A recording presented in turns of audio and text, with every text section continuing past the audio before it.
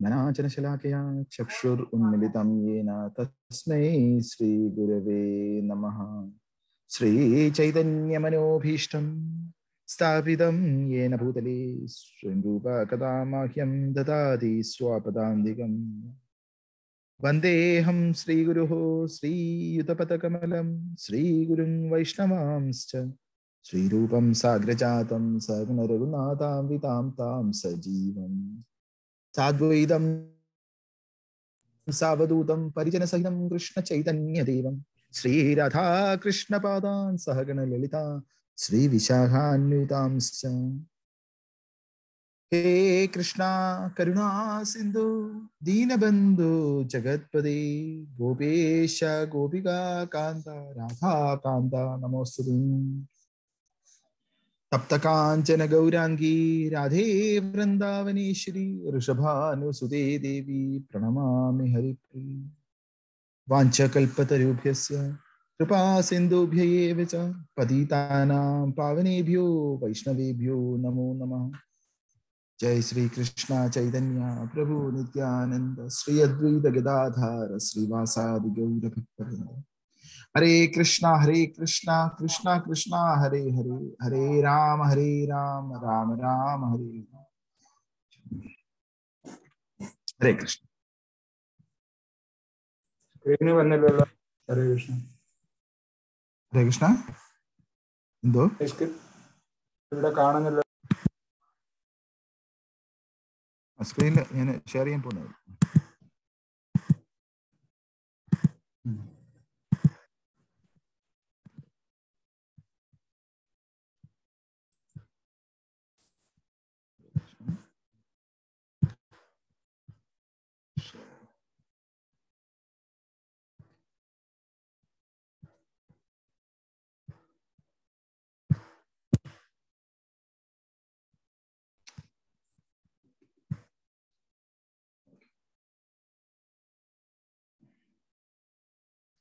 നമ്മൾ കഴിഞ്ഞ ആഴ്ച ചെയ്തുകൊണ്ടിരുന്നത് റീഇൻകാർണേഷനെ കുറിച്ചാണ്. അത് നമ്മൾ സയന്റിഫിക് എവിഡൻസ് വെച്ച് നമ്മൾ നോക്കിക്കൊണ്ടിരിക്കുകയായിരുന്നു. അതില്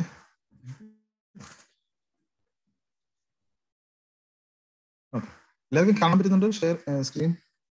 ഹരേ കൃഷ്ണ.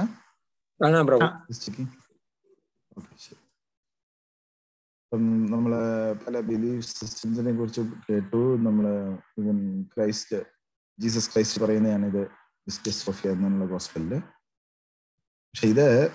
പക്ഷേ 325 നിസിയയിലുള്ള ഒരു മീറ്റിങ്ങിൽ ഇതെല്ലാം മാറ്റി, വെജിറ്റേറിയനിസവും റീഇൻകാർണേഷനും മാറ്റി. എന്നിട്ട് ഈ ജീസസിനെ വിശ്വസിച്ചാൽ മാത്രമേ രക്ഷയുള്ളൂ എന്നുള്ളതൊക്കെ പൊളിറ്റിക്കൽ റീസൺസിന് വേണ്ടിയിട്ട് ആഡ് ചെയ്യുക. ഈവൻ 1600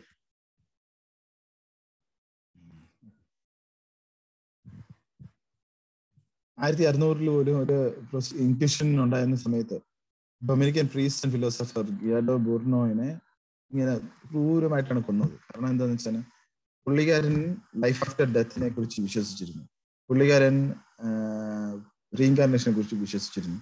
അതുകൊണ്ട് നമുക്കറിയാം, നമുക്ക് കാണാൻ പറ്റും നമ്മുടെ ഹിസ്റ്ററിയിൽ ശരിക്കുള്ള ഫിലോസഫേഴ്സ് പലരും വിശ്വസിച്ചിരുന്നു. അതുപോലെ തന്നെ ഇപ്പോഴത്തെ ഫിലോസഫേഴ്സിലാണ് ഇയൻ സ്റ്റീവൻസൺ, ടോം ഷ്രോഡർ, ഇവരൊക്കെ വിശ്വസിക്കുന്നത് ഇതിനെ കുറിച്ച്. അവർ പല ബുക്സ് എഴുതിയിട്ടുണ്ട് അതിനെ കുറിച്ച്. ഇതിനെ കുറിച്ചുള്ള കോട്ട്സ് നമ്മൾ കണ്ടിരുന്നു.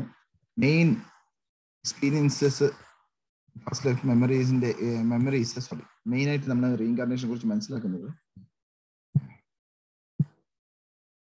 പാസ്റ്റ് ലൈഫ് മെമ്മറീസ് ഉണ്ട്, നിയർ ഡെത്ത് എക്സ്പീരിയൻസ് ഉണ്ട്. നിയർ ഡെത്ത് എക്സ്പീരിയൻസ് എന്ന് പറഞ്ഞാൽ മരണത്തിന് അടുത്ത് വരെ മുഖാമുഖം കണ്ടിട്ട്, അതായത് ശരീരത്തിൽ നിന്നും ആത്മാവ് വെളിയിൽ പോയി അതിനുശേഷം തിരിച്ച് റീ എൻട്രി ആയിരുന്നു. ഇങ്ങനെയുള്ള പല കേസസ് ഡോക്യുമെന്റ് ചെയ്തിട്ടുണ്ട്. ഇതേപോലെ തന്നെ പാസ്റ്റ് ലൈഫ് റിഗ്രഷൻ, ഇത് സൈക്കാട്രിസ്റ്റ് ചെയ്യുന്നതാണ്. അവര് പാസ്റ്റ് ലൈഫ് റിഗ്രഷൻസിൽ പലരുടെയും പല പേടികളും ഫോബിയാസും പാസ്റ്റ് ലൈഫ് റിഗ്രഷൻസിൽ മാറ്റിയിട്ടുണ്ട്. ഇതില് എങ്ങനെയാണ് നടക്കുന്നതെന്ന് വെച്ചാൽ, ഇപ്പൊ എനിക്ക് ഇപ്പം തീനെ ഭയങ്കര പേടിയാന്ന് നിൽക്കുക. തീനെ പേടിയാണെങ്കിൽ അതിനർത്ഥം ഇവരുടെ ഈ ഫിലോസഫി അനുസരിച്ച് സൈക്കാട്രിസ്റ്റ് പറയുന്നത് പണ്ടെങ്ങാണ്ട് ഈ ലൈഫിലോ അല്ലെങ്കിൽ അതിന്റെ മുമ്പിലുള്ള ഏതോ ഒരു ലൈഫില് തീ വെച്ച് എനിക്ക് ആക്സിഡന്റ് പറ്റിയിട്ടുണ്ട്, അതുകൊണ്ടാണ് എനിക്ക് തീയിനടുത്ത് പേടി. അപ്പൊ ഈ മരണം എന്ന് പറയുന്നത് നമ്മൾ കഴിഞ്ഞ ആഴ്ച ഡിസ്കസ് ചെയ്തു. മരണത്തിൽ നിന്ന് ഒരു ശരീരത്തിൽ നിന്ന് വേറെ ശരീരത്തിലോട്ട് സട്ടിൽ ബോഡി പോകും, മൈൻഡ് പോകും. മൈൻഡ് കഴിഞ്ഞ ജന്മത്തിലെ കാര്യമായാലും ഈ ജന്മത്തിലെ കാര്യമായാലും അത് പ്രോസസ്സ് ചെയ്തിട്ടില്ല എന്ന് പറയും. അവരങ്ങനെ അവര് റിഗ്രഷൻ തെറാപ്പി ഉപയോഗിച്ച് സൈക്കാട്രിസ്റ്റ് ഹിപ്നോട്ടൈസ് ചെയ്ത് ആൾക്കാരെ ചെറിയ കാലത്തിലോട്ട് കൊണ്ടുപോകും. ചെറിയ കാലത്തിലോട്ട് കൊണ്ടുപോയിട്ടും അവർക്ക് ഈ ഒരു തീയിലുള്ള പേടി കണ്ടുപിടിക്കാൻ പറ്റുന്നില്ലെങ്കിൽ അവര് പിന്നെയും റിഗ്രഷൻ ചെയ്യാൻ നോക്കും. അപ്പൊ അടുത്ത ജന്മത്തോട്ട് പോകുന്നതായിട്ട് ഈ ഹിപ്നോളിസ്റ്റുകാര് ഡോക്യുമെന്റ് ചെയ്തിട്ടുണ്ട്. അതിനെക്കുറിച്ച് വളരെ നല്ലതായിട്ട് സ്റ്റഡി നടത്തിയിട്ടുണ്ട്. അങ്ങനെ നോക്കുമ്പോൾ പഴയ ഏതോ ഒരു ജന്മത്തില് എനിക്ക് തീ കൊണ്ടായിരിക്കും ഞാൻ ചിലപ്പോൾ മരിച്ചിരിക്കുന്നത്. അപ്പൊ അത് എൻ്റെ മനസ്സ് പ്രോസസ് ചെയ്തിട്ടുണ്ട്. അപ്പൊ അതിന്റെ ഇൻഫർമേഷൻ ഞാൻ റിഗ്രഷനിൽ, ഹിപ്നോട്ടിക് റിഗ്രഷനിൽ അവിടെ ചെന്ന് അതിന്റെ ആ ഒരു സ്കാർ അതങ്ങ് മാറ്റി കഴിഞ്ഞാൽ മൈൻഡ് പിന്നെ കാമാവും. അത് പ്രോസസ് ചെയ്ത് കഴിയുമ്പോൾ പിന്നെ ഈ ഭയവും ഇല്ലാതാവുന്നു. ഇതാണ് പാസ്റ്റ് റിഗ്രഷൻ എന്നുള്ള ഒരു ഫിലോസഫി. അതേപോലെ തന്നെ വേറൊന്നാണ് ഔട്ട് ഓഫ് ബോഡി എക്സ്പീരിയൻസ്. ഇത് ആക്സിഡൻസിലായാലും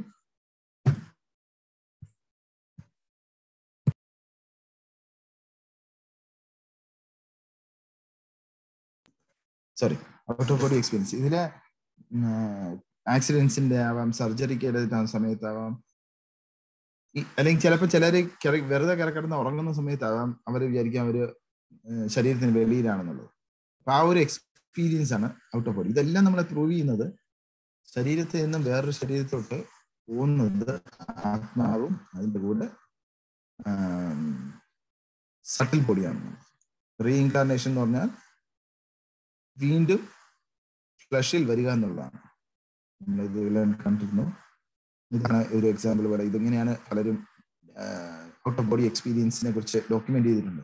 ചിലര് കിടന്നുറങ്ങുമായിരിക്കും, അവരുടെ ശരീരം തന്നെ മേളിൽ നിന്ന് കാണുന്നതായിട്ട് അവർക്ക് എക്സ്പീരിയൻസ് ഉണ്ട്.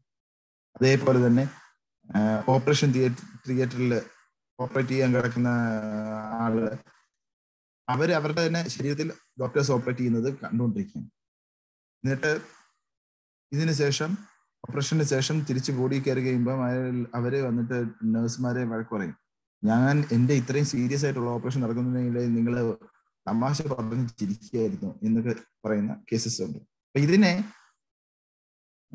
ഒരു നമ്മള് subtle body sometimes gets out of the gross body. For example at a time of a car accident, trauma, during surgical operation, under influence of narcotics etcetera.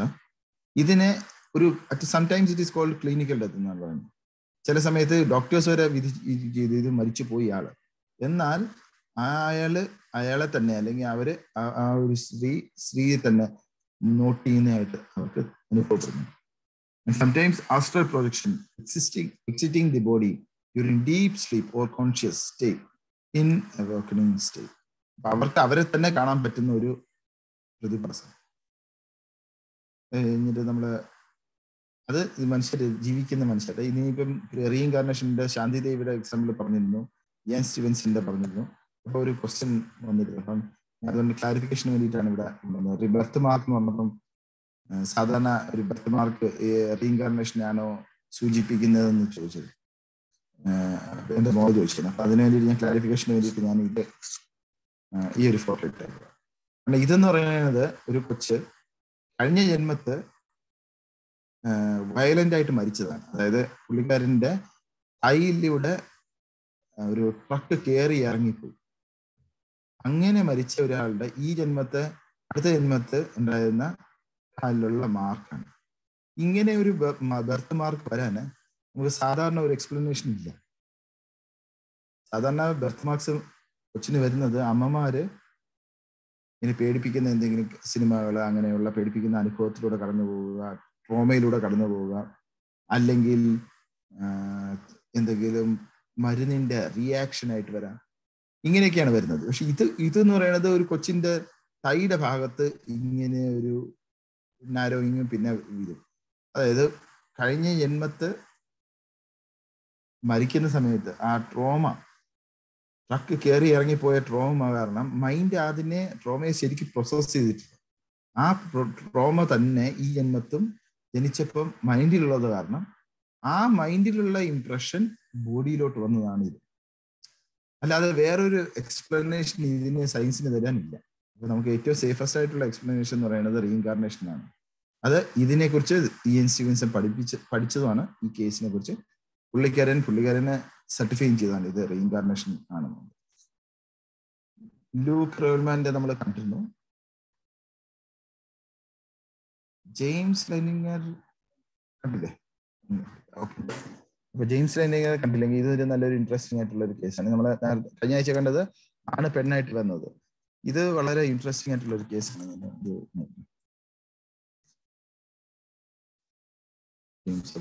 Okay, stop ചെയ്തിട്ട് ഷെയർ.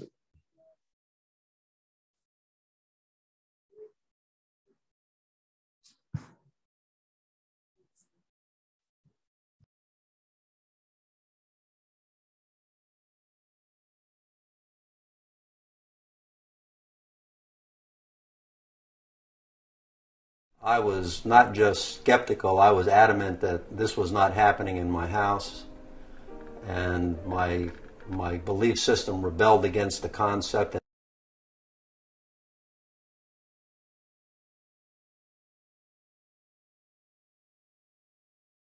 പ്രഭു mic mute ആണ്, കേട്ടില്ല. Okay, sorry. ഞാൻ ഈ ഒരു video 30 minute ഉണ്ട്. 30, അതുകൊണ്ട് ഞാൻ 5 മിനിറ്റേ കാണിക്കുന്നുള്ളൂ ഈ വീഡിയോയിൽ. പോയിന്റ്സ് പറയാനുണ്ട്.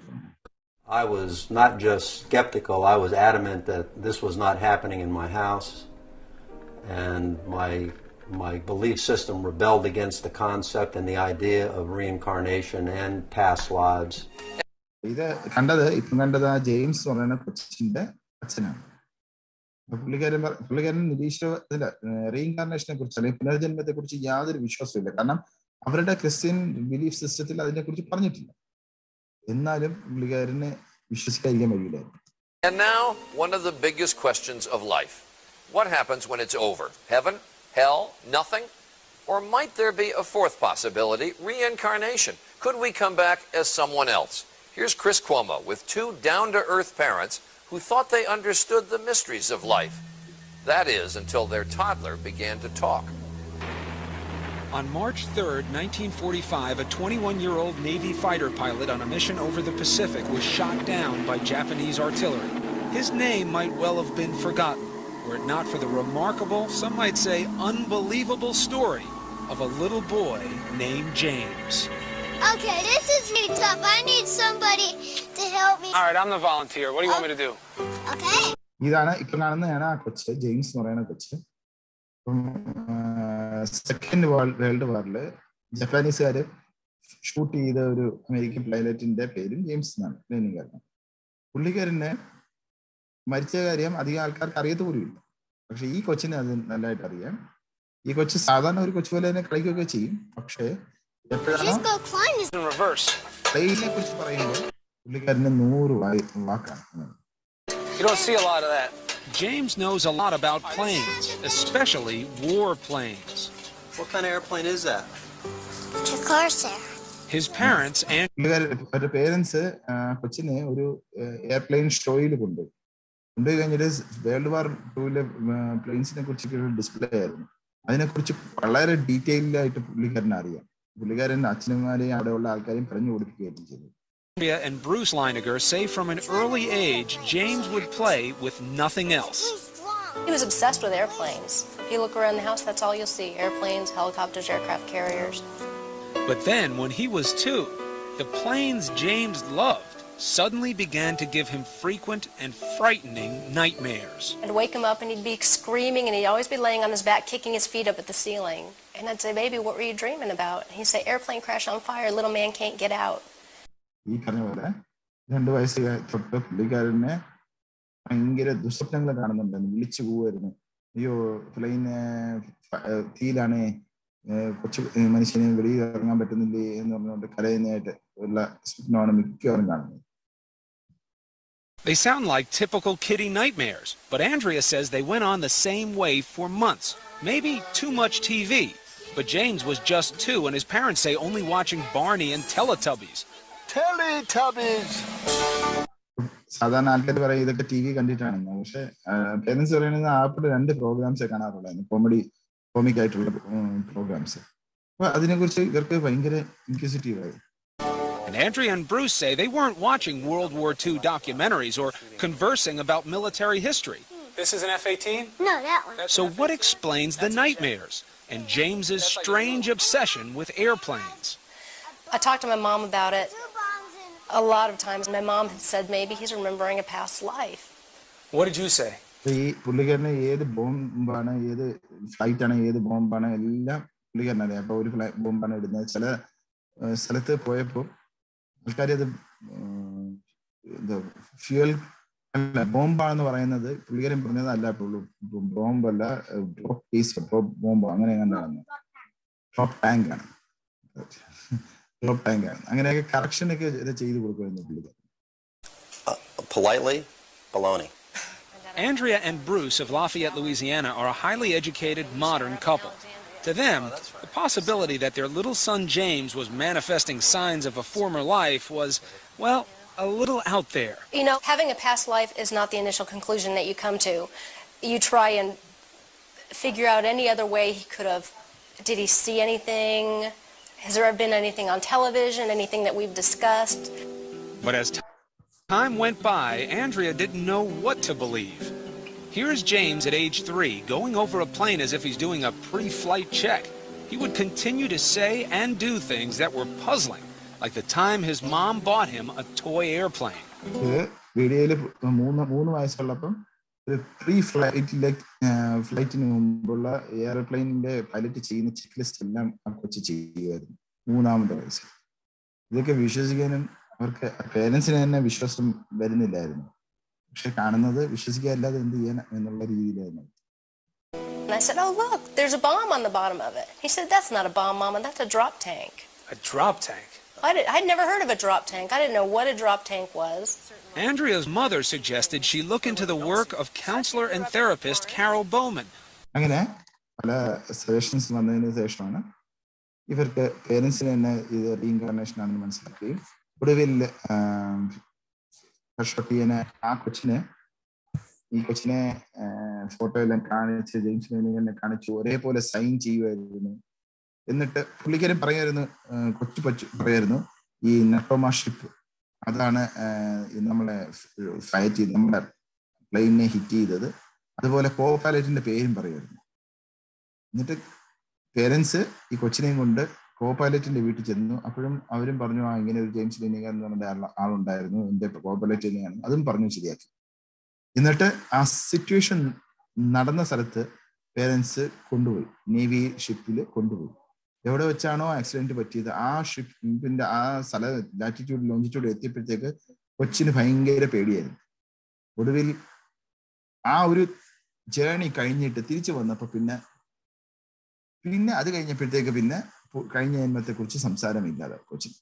അതായത് നേരത്തെ പറഞ്ഞ പോലെ ആ മരണം സംഭവിച്ചത് സ്ഥലം എങ്ങനെയാണെന്ന് എന്താണെന്നുള്ളത് മനസ്സ് പ്രോസസ് ചെയ്തിട്ടില്ലായിരുന്നു. പക്ഷെ അത് പ്രോസസ് ചെയ്ത് കഴിഞ്ഞതോടുകൂടി ആ കൊച്ചിന് ഭേദമായി. ആ ഡ്രീം നൈറ്റ്മെയർസ് എല്ലാം നിന്നു അതിനുശേഷം. അങ്ങനെ ഇതാണ് ഇതുപോലെ തന്നെയാണ് ഞാൻ നേരത്തെ പറഞ്ഞ പാസ്റ്റ് റിഗ്രഷൻ നടക്കുന്നത്. നൈറ്റ്മെയർസ് എല്ലാം നടന്ന് നോർമലായി ആ കൊച്ചിന്. പക്ഷെ ഇപ്പോഴും സൈൻ ചെയ്യുന്നത് ജെയിംസ് 3 എന്നാണ്. കാരണം അത് നേരത്തെ ജന്മത്തിലും ജെയിംസ് 2 ആയിരുന്നു. സോറി 2ന്റെ മോനായിരുന്നു ജെയിംസ് ലൈനിക. അതുകൊണ്ട് ജെയിംസ് 3 എന്നായിരുന്നു കഴിഞ്ഞ ജന്മത്തിൽ സൈൻ ചെയ്യുന്നത്. ഈ ജന്മത്തും ജെയിംസ് 3 എന്നാണ് സൈൻ ചെയ്യുന്നത്. ഇങ്ങനെ പല പല ഇൻസിഡൻസ് ഉണ്ട്. പക്ഷെ നമ്മൾ ഇൻട്രസ്റ്റിംഗ് ആയിട്ടുള്ള കാര്യങ്ങൾ മാത്രമാണ് കാണുന്നത്. അടുത്ത വളരെ ഇൻട്രസ്റ്റിംഗ് ആയിട്ടുള്ളതാണ് പൊള്ളോക്സ് ട്വിൻസ്, ജോന ആൻഡ് ജക്ലീൻ. അത് ഗില്ലിയൻ ജെന്നിഫർ എന്ന് പറഞ്ഞിട്ട് ആൾക്കാരുടെ പുനർജന്മമായിട്ട് വരുന്നത്. അതിനെക്കുറിച്ച് ഒരു 3-4 മിനിറ്റുള്ള ഒരു വീഡിയോ ആണ്.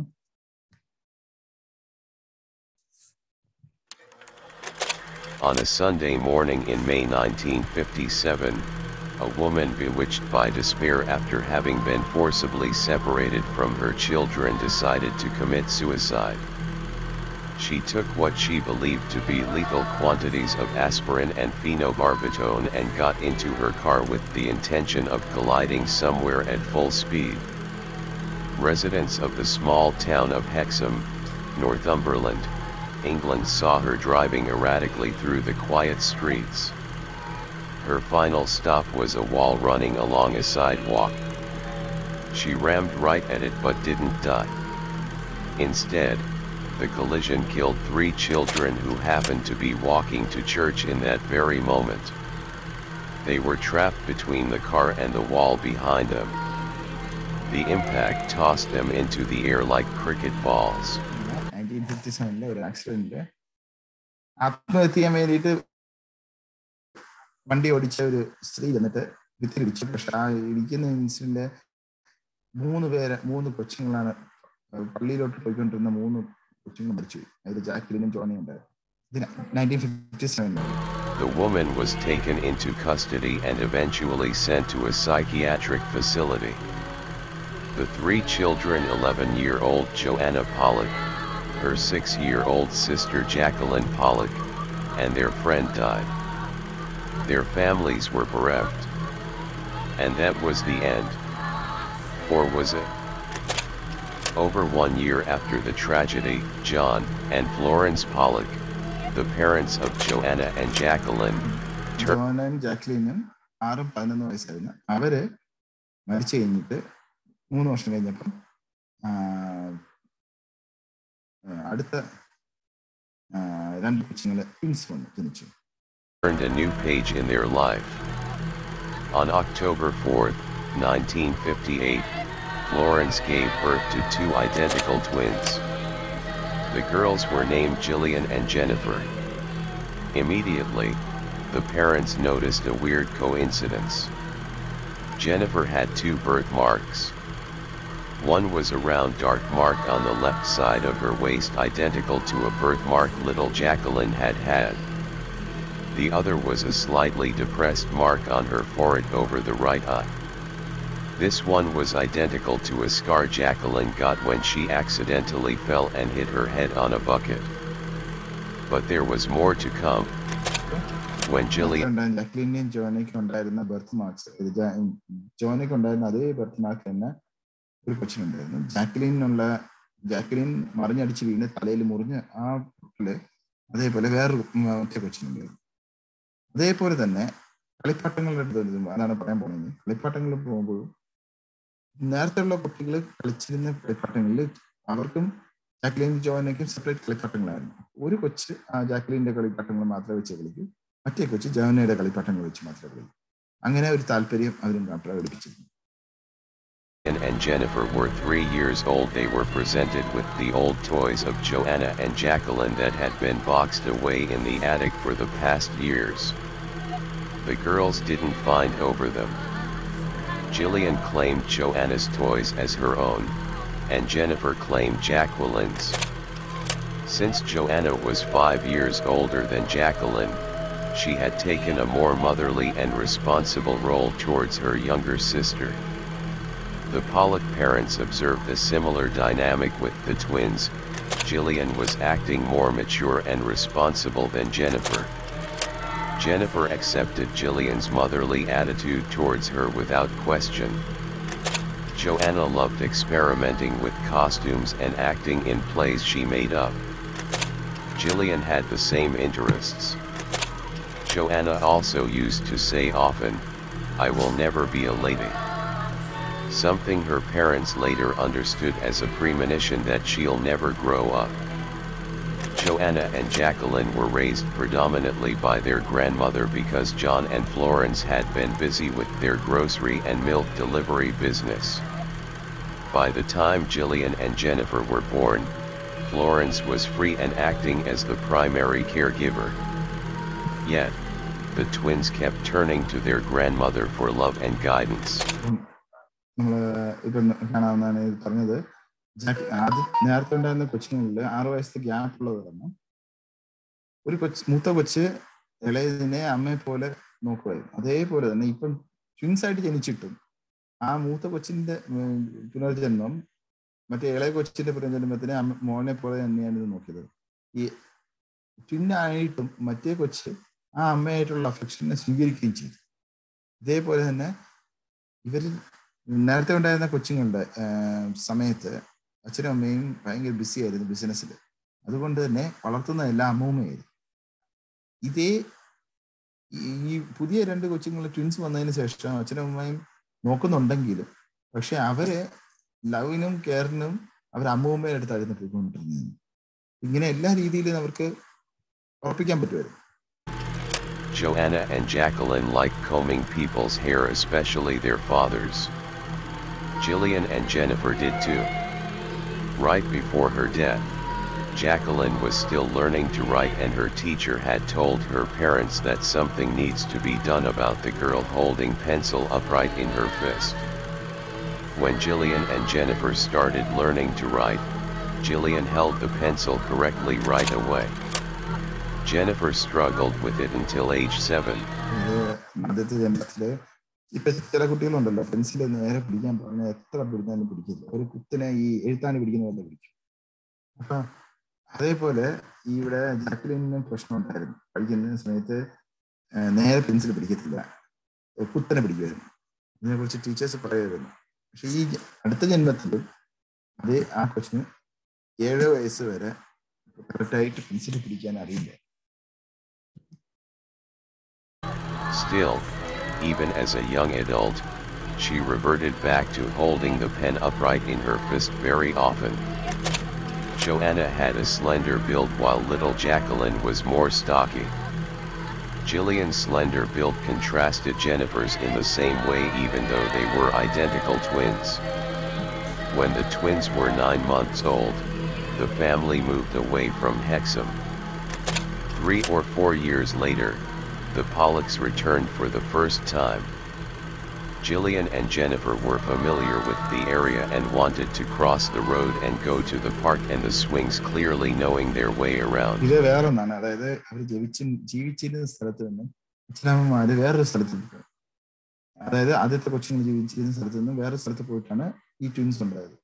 ഈ ട്വിൻസ് ഉണ്ടായതിനു ശേഷം കുറച്ച് കഴിഞ്ഞിട്ട് അവര് വലുതായി കഴിഞ്ഞിട്ട് ഈ പഴയ സ്ഥലത്തെത്തിയപ്പം അച്ഛനമ്മമാരുടെ നോട്ടം ഇല്ലാതെ തന്നെ അവര് പിള്ളേർ സ്വയം അവർക്ക് ആ സ്ഥലങ്ങളെല്ലാം നല്ല പരിചയമായിട്ടുള്ള റോഡൊക്കെ നല്ലതായിട്ട് ക്രോസ് ചെയ്യാൻ പരിചയമുള്ളതുപോലെ ചില പരിചയം പോലെ ക്രോസ് ചെയ്യായിരുന്നു.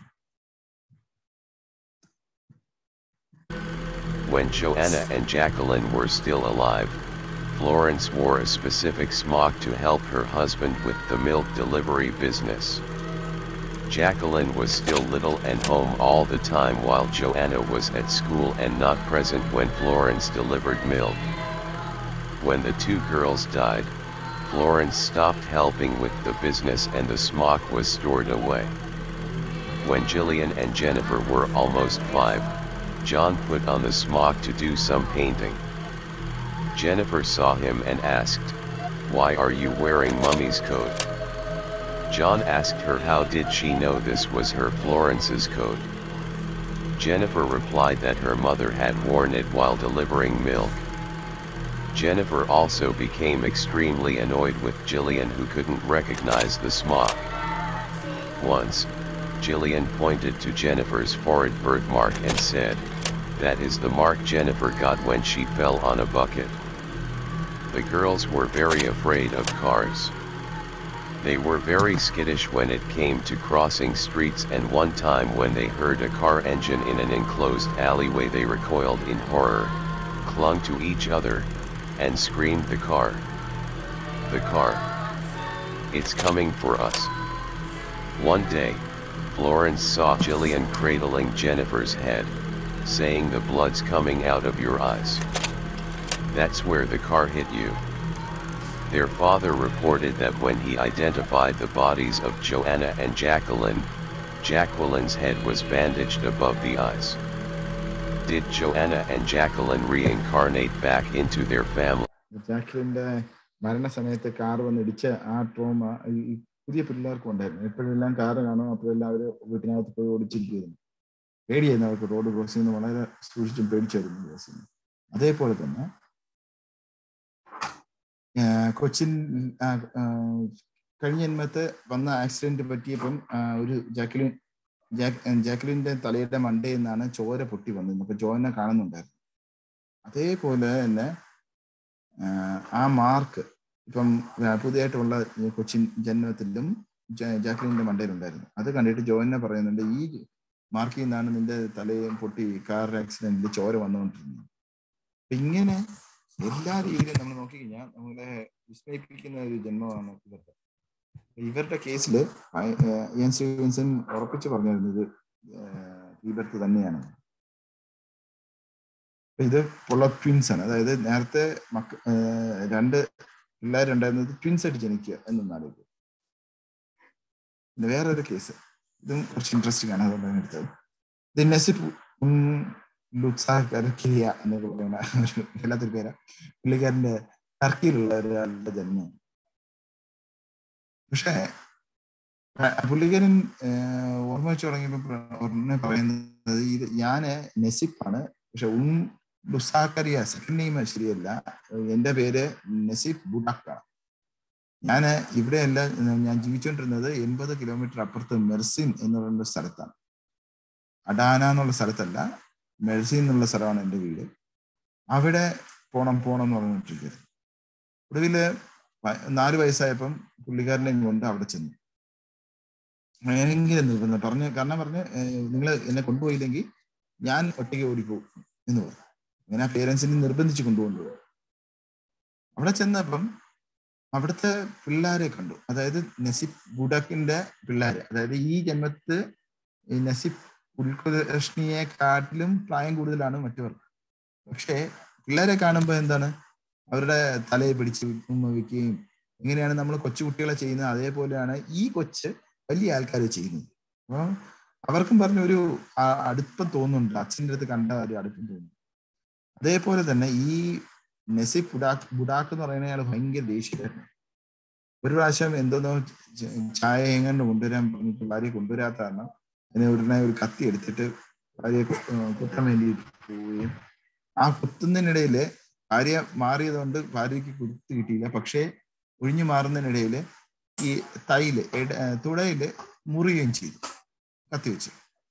അപ്പൊ ഈ കഥ ഈ ഭാര്യയ്ക്ക് അല്ലാതെ വേറെ ആർക്കും അറിയാം, ഭാര്യയ്ക്ക് നസിപ്പിന് അല്ലാതെ വേറെ ആർക്കും അറിയത്തില്ല. പക്ഷെ ഈ പുതിയ കൊച്ച് അവിടെ ചെന്നിട്ട് പറഞ്ഞു, അല്ല എൻ്റെ വൈഫിന്റെ തുടയിൽ ഒരു കത്തി വെച്ചുള്ള മാർക്കുണ്ട്, അത് ഞാൻ നേരത്തെ കുത്തിയതാണ്.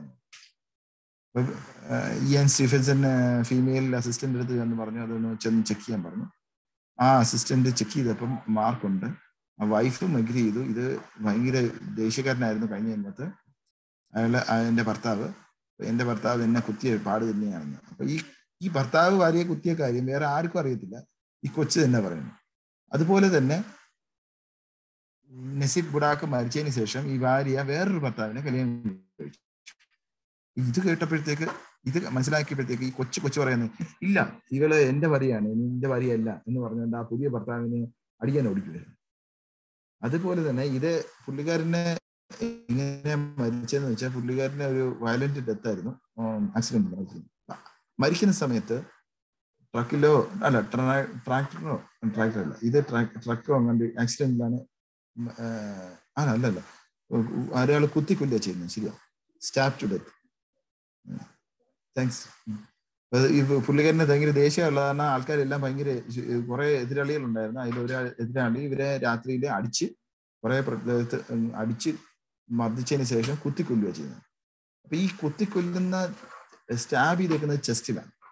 അപ്പൊ ഈ കൊച്ചിന്റെ നെഞ്ചിലും ഈ ഒരു പാടുണ്ടായിരുന്നു, ഡിപ്രഷൻ ഉണ്ടായിരുന്നു. നേരത്തെ കാണിച്ച തൊടയിലുള്ള ഡിപ്രഷൻ പോലെ തന്നെ നെഞ്ചിലും ഒരു ഡിപ്രഷൻ. അതിനെ ഒരു ലോജിക്കൽ റീസണിങ് പറയാൻ പറ്റത്തില്ല. പക്ഷെ അത് ഇയാൻ സ്റ്റീവൻസൺ പഠിച്ചത് എങ്ങനെയാണെന്ന് വെച്ചാൽ ശരീരത്തെ 160 പാർട്ടായിട്ട് ഡിവൈഡ് ചെയ്തു.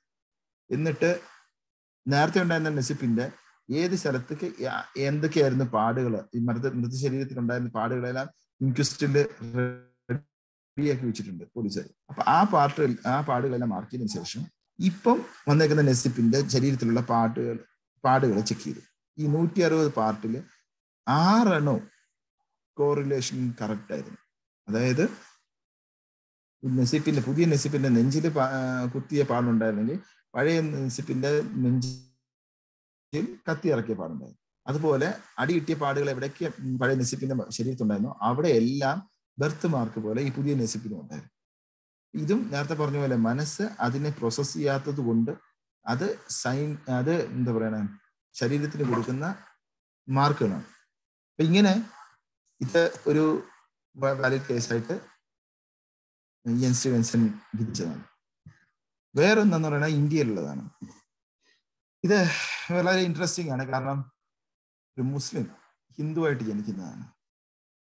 നരേഷ് എന്ന് പറഞ്ഞിട്ട് ജനിച്ച ഒരു കൊച്ച്. പക്ഷെ ജനിച്ചു കുറച്ച് കഴിഞ്ഞപ്പോഴത്തേക്ക് 2 വയസ്സായപ്പോഴത്തേക്ക് പറയാനുണ്ടായിരുന്നു, ആരും കാണാതെ പുള്ളിക്കാരൻ നിസ്കരിക്കുക.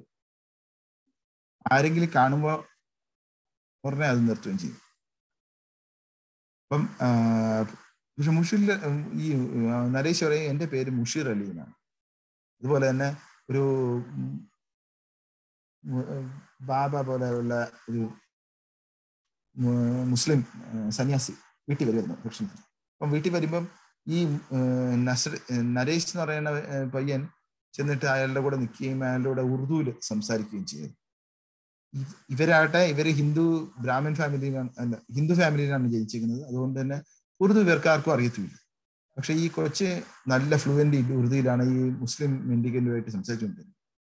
അപ്പൊ ഇവിടെ നോക്കിക്കഴിഞ്ഞാൽ ഞാൻ പോയിന്റ്സ് ഈ കേസിലുള്ള പോയിന്റ്സ് ഞാൻ ഹൈലൈറ്റ് ചെയ്ത് വെച്ചിട്ടുണ്ട്. അതായത് ഒന്നെന്ന് പറഞ്ഞാൽ change in religion. Mushir Ali മുസ്ലിം ആയിരുന്നു, പക്ഷെ ഇവിടെ വന്നേക്കുന്നത് ഒരു നരേഷ് എന്ന് പറയുന്നത് ഹിന്ദു ആയിട്ടാണ്. അപ്പൊ ഇതിൽ നിന്ന് നമുക്ക് മനസ്സിലാക്കാൻ നമ്മൾ ഈ ശരീരത്തിന് കൊടുക്കുന്ന പ്രാധാന്യം യാതൊന്നും ഇല്ലെന്നാണ്. ഈ ജന്മത്തും ഹിന്ദുവാണ്, മുസ്ലിമാണ്, ക്രിസ്ത്യനാണെന്ന് പറഞ്ഞിട്ട് യാതൊരു കാര്യമില്ല. അടുത്ത ജന്മത്തിൽ നമ്മുടെ കർമ്മഫലം അനുസരിച്ച് ചിലപ്പോൾ മുസ്ലിം ആവാം, ചിലപ്പോൾ ക്രിസ്ത്യൻ ആവാം, ചിലപ്പോൾ എരുമയാവാം, ചിലപ്പോൾ പട്ടിയാവാം, പൂച്ചയാവാം. അതൊക്കെ നമ്മൾ മനസ്സിലാക്കണം. അതിന് പ്രൂഫ് തന്നെ ഉണ്ടെന്ന്. ഇപ്പോൾ സാധാരണ ആൾക്കാർ പറയും ഇതിനിപ്പോൾ പ്രൂഫ് എവിടെയും ചോദിക്കും. ഇത്രയും കേസസ് പറയാൻ കാരണം അത് തന്നെയാണ്. പിന്നെ past life talent and behaviour. അപ്പൊ അത് കൊച്ചിലെ തന്നെ പുള്ളിക്കാരന് നരേഷിന് കക്കോരി എന്ന് പറയുന്നത് കക്കോര എന്ന് പറയുന്നത് ഒരു പേര് പറഞ്ഞുകൊണ്ടിരിക്കുന്നത്. കക്കോര എന്ന് പറഞ്ഞു കഴിഞ്ഞാൽ ഈ കക്കോരി എന്നുള്ള സ്ഥലത്ത് നേരത്തെ ഉണ്ടായിരുന്ന മുഷീർ അലി ആയിട്ട് ജീവിച്ചിരുന്ന കക്കോരി എന്ന് പറയുന്ന സ്ഥലത്ത് ഉള്ള സ്ലാങ് ആണ് ഈ ടാങ്കയ്ക്കുള്ളത്. ടാങ്ക എന്ന് വെച്ചാൽ കുതിരവണ്ടിക്കുള്ളത്. അങ്ങനെ ആ പേര് പറയുകയും അതില് ഇങ്ങനെ ടാങ്ക ഓടിക്കുന്നതായിട്ട് ഇങ്ങനെ അഭിനയിക്കുകയും ചെയ്യുമായിരുന്നു കൊച്ചുങ്ങ. അതേപോലെ തന്നെ നേരത്തെ പറഞ്ഞ പോലെ മുസ്ലിം സ്റ്റൈലില് നിസ്കാരവും ഉണ്ടായിരുന്നു. പിന്നെ ജിയോഗ്രഫി മെമ്മറി. ഇനി പുള്ളിക്കാരൻ നിർബന്ധിച്ചതിനനുസരിച്ച് കക്കോരിയിൽ കൊണ്ടുപോയി നരേഷിനെ. കക്കോരി എത്തിയതോടുകൂടി ഈ കൊച്ചിന് കംപ്ലീറ്റ് വഴിയും അറിയാം, എല്ലാ ആൾക്കാരെ അടുത്ത് ഇടയ്ക്കിടയ്ക്ക് കാണുന്ന ആൾക്കാരെയൊക്കെ ഹായ് എന്ന് പറഞ്ഞ പേര് വിളിച്ച് ചോദിക്കുകയും കുശലം ചോദിക്കുകയും ചെയ്യും. വീട്ടിൽ എത്തിയപ്പോഴോ നേരത്തെ ഉണ്ടായിരുന്ന ചേട്ടനെ കണ്ടതോടുകൂടി കെട്ടിപ്പിടിക്കുകയും, അപ്പം പെട്ടെന്ന് ഒരു കൊച്ചു വന്ന് പെട്ടിക്കടിക്കുന്ന കണ്ടപ്പം ഈ പ്രായമുള്ള ആള് പറഞ്ഞു നിങ്ങൾ ആരാന്ന് ചോദിച്ചു പറഞ്ഞു. നരേഷ് പറഞ്ഞു എന്നെ മനസ്സിലായില്ല, ഞാൻ മുഷീർ അലിയാണ്, ഞാൻ നിന്റെ ചേട്ടനാ, എന്റെ ചേട്ടനാ നീ എന്നൊക്കെ പറഞ്ഞ് പരിചയപ്പെടുത്തുകയൊക്കെ ചെയ്യുന്നത്. അതുപോലെ അച്ഛനെ കണ്ടപ്പോഴത്തേക്ക് ഹൈദർ അലി എന്നുള്ള ആളെ കണ്ട് കാല് തൊട്ടല്ല നമിച്ച് കെട്ടിപ്പിടിച്ചതിന് ശേഷം ഞാൻ കുറച്ചു നാളം പോയിരുന്നു, ഞാൻ ഇപ്പം തിരിച്ചു വന്നു, വിഷമിക്കണ്ട എന്നൊക്കെ പറയുകയും ചെയ്തു. സെനോഗ്ലോസി എന്ന് പറഞ്ഞു കഴിഞ്ഞാൽ നേരത്തെ പറഞ്ഞ പോലെ ഉറുദു സംസാരിക്കുന്നത്, യാതൊരു പരിചയമില്ലാത്ത ലാംഗ്വേജ് സംസാരിക്കുക. ഇത് ഇവിടെ മാത്രമല്ല, ഇയാളുടെ കേസിൽ മാത്രമല്ല, പല കേസിലും ചില സമയത്ത് റീഇൻകാർണേറ്റ് ചെയ്യുന്ന ആള് എക്സ്റ്റെൻഡ് ആയിട്ടുള്ള ലാംഗ്വേജ് വരെ സംസാരിക്കുന്ന കേസസ് റെക്കോർഡ് ചെയ്തിട്ടുണ്ട്. പിന്നെ ബർത്ത് ഡിഫക്ട്സ്, ഇത് നരേഷിന് ഒരു നെഞ്ചില് ഒരു ഡിപ്രഷൻ ഉണ്ടായിരുന്നു. അത് എന്താന്ന് വെച്ചാൽ കഴിഞ്ഞ ജന്മത്ത് മുഷീർ അലിയായിട്ട് സമയത്ത് പുള്ളിക്കാരനെ ഇത് പാലും സാധനങ്ങളെല്ലാം വില്ലേജിൽ നിന്ന് എടുത്ത് സിറ്റിയിൽ കൊണ്ടുപോയി കച്ചവടം ചെയ്യുന്ന പണിയുണ്ടായിരുന്നു. അങ്ങനെ ഒരു പ്രാവശ്യം കുതിരവണ്ടിയിൽ കൊണ്ടുപോകുന്ന സമയത്താണ് ഒരു ട്രാക്ടർ വന്ന് ഇടിക്കുകയും ആ ട്രാക്ടറിന്റെ നെഞ്ചിൽ കുത്തിക്കയറുകയും പുള്ളിക്കാരൻ മരിക്കുകയും ചെയ്തു.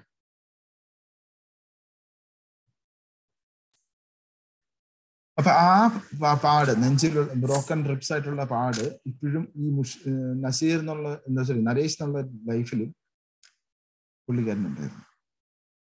ഇനി റിലേഷൻഷിപ്സ് റിന്യൂഡ് ത്രൂ റീഇൻകാർനേഷൻ. അപ്പം അത് എന്ന് പറഞ്ഞാൽ റിലേഷൻഷിപ്സ് അച്ഛനായിട്ടായാലും ചേട്ടനായിട്ടായാലും സഹോദരങ്ങളായിട്ടും ഉള്ള റിലേഷൻഷിപ്പ് കണ്ടപ്പോൾ മാത്രമേ തന്നെ ആൾക്കാരെ തിരിച്ചറിയുകയും പേഴ്സണൽ ആയിട്ടുള്ള കാര്യങ്ങൾ ഈ ഹൈദരാലി വിളിച്ചോണ്ട് പോയി മോന് ഈ കൊച്ചിനെ, എന്നിട്ട് ക്വസ്റ്റ്യൻസ് ചോദിക്കുകയും ഓക്കെ അവസാനം ഹൈദരാലി വിശ്വസിച്ചു ഇത് എൻ്റെ മോൻ തന്നെയാണ്.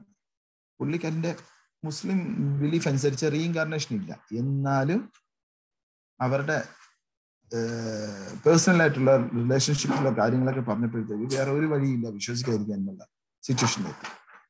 ഇതൊക്കെയാണ് നമ്മുടെ കേസസ് ഞാൻ ഹൈലൈറ്റ് ചെയ്യാൻ ഉദ്ദേശിച്ചത്.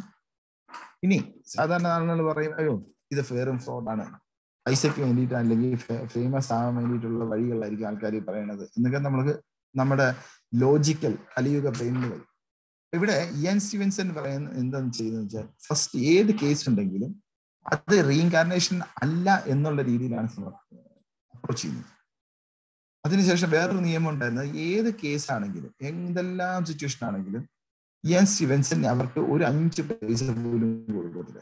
അതൊരു പോളിസി ആക്കി വെച്ചു. കാരണം പൈസ കൊടുത്തു കഴിഞ്ഞാൽ പിന്നെ ആൾക്കാർ ഇഷ്ടംപോലെ ഞാൻ റീഇൻകാർനേഷൻ എന്നുകൊണ്ട് വരും. അതുപോലെ തന്നെ റിലീജിയസ് മോട്ടീവ് ഇല്ല. കാരണം ഞങ്ങൾ ഹിന്ദുക്കളാണ് അതുകൊണ്ട് റീഇൻകാർനേഷൻ ബിലീവ് ചെയ്യുന്നു, അതിനെ എസ്റ്റാബ്ലിഷ് ചെയ്യാനുള്ള ഫാക്റ്റ് ആയിട്ട് കൊണ്ടുവരുന്നതല്ല ഇത്. കാരണം ഇപ്പൊ ഞാൻ പറഞ്ഞ കേസസിലെല്ലാം മിക്ക കേസസിലും ഒന്ന് നോക്കിയാൽ ഹിന്ദുവിനെ ക്രിസ്ത്യനായിട്ട് അല്ല മുസ്ലിം ക്രിസ്ത്യൻ ഹിന്ദു ആയിട്ട് മാറി. അപ്പൊ അവർക്ക് രണ്ടുപേർക്കും റീഇൻകാർനേഷനെ കുറിച്ച് ശരിയാക്കണം എന്നില്ല. കാരണം ഹിന്ദുക്കൾ അവിടുത്തെ ആൾക്കാർ വിശ്വസിച്ചിരുന്നത് ഒരു കൊച്ചു പഴയ ജന്മത്തെ കുറിച്ച് പറയുകയാണെങ്കിൽ അതിനർത്ഥം ആ കൊച്ചു പെട്ടെന്ന് മരിച്ചു പോകും. കാരണം ഈ ശരീരമായിട്ട് ഈ കൊച്ചിന് ഇടപെടാൻ പറ്റിയിട്ടില്ല, അതുകൊണ്ട് ഈ കൊച്ചെപ്പോഴും പഴയ ജന്മത്തായിരിക്കുന്നത്, അതുകൊണ്ട് പെട്ടെന്ന് മരിച്ചു പോകും എന്നുള്ളൊരു വിശ്വാസമായിരുന്നു. അതുകൊണ്ട് തന്നെ റീഇൻകാർനേഷനെ സപ്പോർട്ട് ചെയ്യണമെന്ന് ഈ ഹിന്ദുക്കളുടെ നരേഷിന്റെ അച്ഛനമാർക്ക് താല്പര്യമില്ലായിരുന്നു. മുസ്ലിംസ് ആണെങ്കിൽ അവർ വിശ്വസിക്കുന്നില്ല. രണ്ടുപേർക്കും വിശ്വാസം ഇല്ലാഞ്ഞിട്ടും പക്ഷെ ഒടുവിൽ ഫാക്ട്സിന്റെയും തെളിവിന്റെയും അടിസ്ഥാനത്തിൽ വിശ്വസിക്കേണ്ടി വരും. ഇതേപോലെ തന്നെ നേരത്തെ പറഞ്ഞ കേസസ് ഒക്കെ നോക്കിക്കഴിഞ്ഞാൽ ക്രിസ്ത്യൻ കേസസ് ആണ്. ഒരു അച്ഛന് ഇപ്പം ഞാൻ ഇന്ന് വീഡിയോ കാണിച്ചു, ജെയിംസ് ലൈനികന്റെ അച്ഛനാണെങ്കിൽ ഒട്ടും വിശ്വാസമില്ല. ഒടുവിൽ ഇത്രയും എവിഡൻസസ് വരുമ്പം വേറെ വിശ്വസിക്കാതെ തരമില്ല എന്നുള്ള ഗതിയിലാണ്.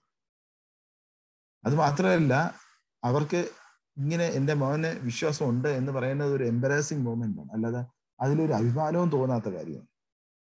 അപ്പൊ ഈ ഫ്രോഡ് എന്നുള്ളത് അതില് നിലനിൽക്കുന്ന ആർഗ്യുമെന്റ്.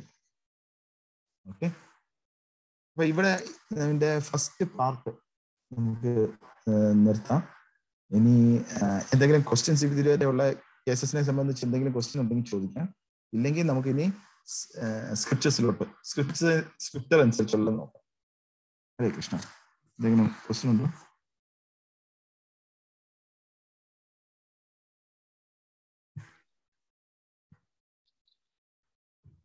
ഓക്കെ, ഹരേ കൃഷ്ണ. ഇതുമായിട്ട് ബന്ധപ്പെട്ട സംശയങ്ങൾ ഗംഗോത്രി മാതാജിയിൽ